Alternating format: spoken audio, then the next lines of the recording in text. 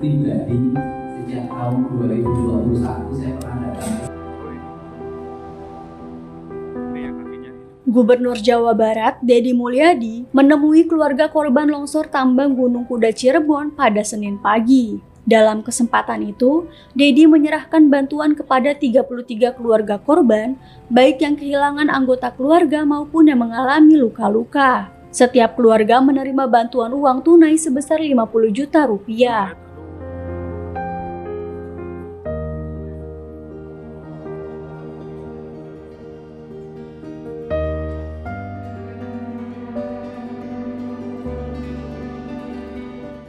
Bantuan tersebut bersumber dari kolaborasi berbagai pihak, termasuk Basnas, BJB Peduli, pejabat di lingkungan pemerintah Provinsi Jawa Barat, pemerintah Kabupaten Cirebon, kepolisian, dan Deddy secara pribadi.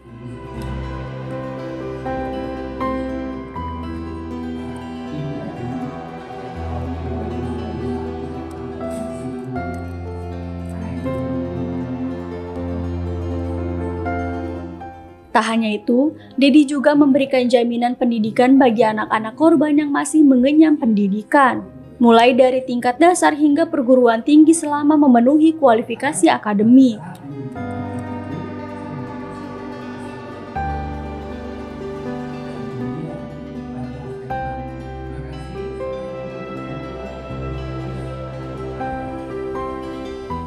Sementara itu, Deddy mengatakan berencana memanggil Perhutani selaku pengelola kawasan hutan tempat tambang berada.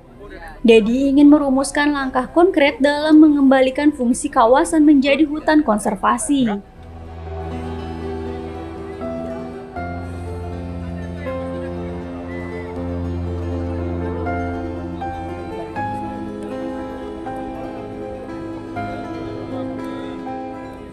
Deddy menegaskan pihak kepolisian saat ini tengah melakukan penyelidikan secara profesional atas insiden yang diduga melibatkan unsur pidana tersebut.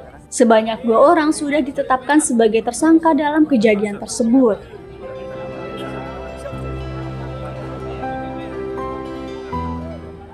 Untuk santunan bantuan itu berapa Pak pastikan? Ya, totalnya kalau uang tunainya kan 35 juta. Ya dimungkinkan bisa 40 juta lah siang ini. Kalau saya sih tentuinlah 40 juta deh. Ya insya Allah. Itu dari mana saja Pak pihak? Sumbernya 1 dari Basnas, 2 dari BJB Peduli, yang ketiga dari para pejabat di lingkungan Pemprov Jabar, yang keempat dari saya pribadi. Susah. Rinciannya boleh tahu berapa aja Pak? Dari kabupaten ada. Dari kabupaten 5 juta, jadi 45 juta semuanya. Itu rinciannya dari mana aja Pak Gubernur? Kapolda juga ada.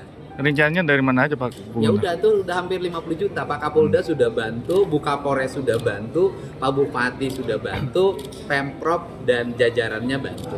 Sudah. Ya totalnya 50 juta per kepala keluarga saya itu. Kang Deddy, Ya kelalaian kan unsurnya nanti ada unsur biarkan kepolisian bekerja secara profesional dan saya akan menghormati apapun yang menjadi keputusan kepolisian Cirebon. Jadi sudah ranahnya kan sudah arah pidana, jadi saya tidak mencampuri, itu biarkan. Kan kalau evaluasi sudah jelas bahwa Pemprov sejak saya pimpin melakukan moratorium, tidak melakukan perpanjangan izin penambangan yang memiliki resiko tinggi dan resiko lingkungan. Kang, Pak, untuk dampak ekonomi sendiri Pak untuk korban.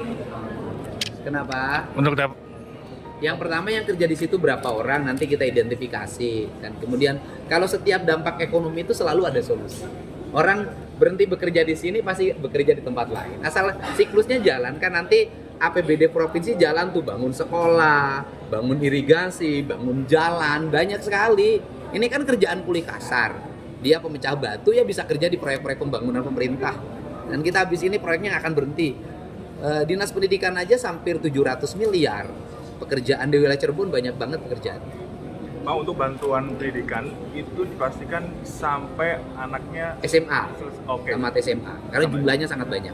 Tetapi kalau mereka ingin meneruskan perguruan tinggi nggak ada problem. Kita pasti support, asalkan memiliki kualifikasi. Kenapa?